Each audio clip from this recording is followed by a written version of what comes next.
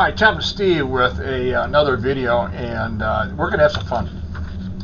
And I'm going to kind of go through the beginning, how it's kind of prompted the discussion that we're going to have in this video. But my wife and I like to, we have picnics every once or 3 months. We have a picnic outdoors. We have a favorite park we go to. It has a nice lake, and it's got geese, and it's got all the kind of wildlife out there, ducks or whatever, and it's just kind of fun to go there. Anyway, so we go to picnics every, once every 2-3 months, and we were going, and this in the past few weeks, or in the past few days ago, we went to the park, and that day happened to be very cloudy at first, and we weren't sure if we were going to be able to go on the picnic or not. And so my wife loved to take pictures, so she took pictures of the clouds in the sky. It looked pretty threatening, and then it actually turned out to be a nice day. I mean, it really was very clear, and it turned out to be a very nice day. So we had our picnic, and we had some fun. But we went back home. As I said, my wife really loved to take pictures, so we're kind of reviewing all the pictures we took at the park and even the ride there. And there was one picture that caught both of our attention. Totally unexpected what we saw, and what the camera saw. We didn't see it, but the camera saw it.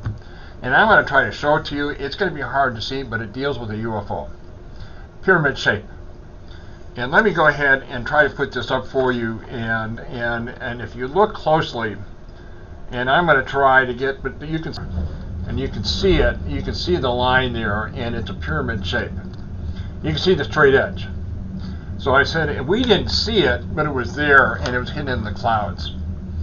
So needless to say, we were both kind of surprised by it, but it prompted a lot of discussion, and I'm going to talk about some of the questions I'm going to ask in this video. One of which is there seems to be a lot of sightings recently, and sometimes they go through cycles, but there seems to be some pretty dramatic sightings lately. One of which happened in New York yesterday. There was some bright lights coming down. A lot of people saw it. Pretty intense. But here's the question, and the question is are we alone? That's the basic question. Are we alone? And to give you an idea how big the universe really is that for every grain of sand that's on this earth, there are that many galaxies. And they're finding out just how expansive, how massive this universe really is. But you got to think of, as many grains in the sand, there are that many galaxies, and every galaxy has billions upon billions and billions of stars. So what is the probability of life being out there? And to me, in my thinking, and it's definitely out there. There are other life forms out there. And the question is that they could be millions and billions of years ahead of us. They may have technology or laws of physics that we haven't even discovered yet. So they're able to travel through space. They're able to do it. Vast distances. Maybe they can go from one galaxy to another. I don't know. But basically, if the question is, are we alone? The second question I asked to be asked, what if we have contact with them? What's going to happen? How is it going to affect the human race? How is it going to affect us? And since I'm a Catholic, I'm going to kind of keep it, more focused on the belief in God, and also in religion. But I think in the faith of God, if they're billions of years ahead of us, millions of years ahead, you know what? They can probably prove God. They can probably, the laws of physics, however they can do it, they can actually prove that God does exist. And my sense is that they realize that creation is far more grand, and they may even have a real appreciation of how everything was really created. The second question I have to ask you now is religion. And let me just kind of go through this. Is Christianity all throughout the universe? Is Buddhism out through the universe? Is Judaism out through the universe? Is Buddhism all throughout the universe? And you got to think how vast this really is. And my feeling is that there are other religions, but my sense that these people that are far more advanced may have a form of religion or an interfaith religion, or more a universal faith. And so, and what it'd be called, whatever it is, but it'd be universal throughout the universe as far as this religion, if in fact they have a religion. But my sense is that they will have a religion of some kind, but it's universal. It is on a far grander scale. And so, but here's some other questions that we have to ask too, is that in the Bible, that, where the question I'm going to ask you, we were created in God's image. So here's the question. You can probably kind of take it from here. If we're creating God's image, what about all the other planets with all the life forms? Were they created in God's image? That's the first question. Second question, and you guys are going to kind of think about, what you guys think, what the answers are. The second question, it has to do with Jesus Christ, and did Jesus Christ save the whole? Was he the Savior for the whole universe?